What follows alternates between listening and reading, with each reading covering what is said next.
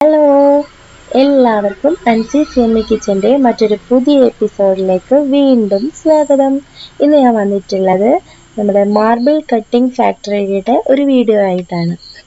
അപ്പോൾ നമ്മുടെ കയ്യിൽ കിട്ടുന്ന മാർബിൾ പ്രോസസ്സ് ചെയ്ത് കട്ട് ചെയ്ത് എങ്ങനെയാണ് നമ്മുടെ കയ്യിൽ കിട്ടുന്നതെന്ന് അറിയാൻ മിക്കവാറും എല്ലാവർക്കും നല്ല താല്പര്യം ഉണ്ടാവും. അപ്പോൾ ആ ഒരു വീഡിയോ ആയിട്ടാണ് ഞാൻ വന്നിട്ടുള്ളത്. നല്ല ഒരു അടിപൊളി വീഡിയോ ആണിത്. അപ്പോൾ നിങ്ങൾക്ക് ഈ ഒരു വീഡിയോ ഇഷ്ടപ്പെടുകയാണെങ്കിൽ ലൈക്ക് ചെയ്യാനും ഷെയർ ചെയ്യാനും കമൻറ്റ് ചെയ്യാനും മറക്കല്ലേ കേട്ടോ.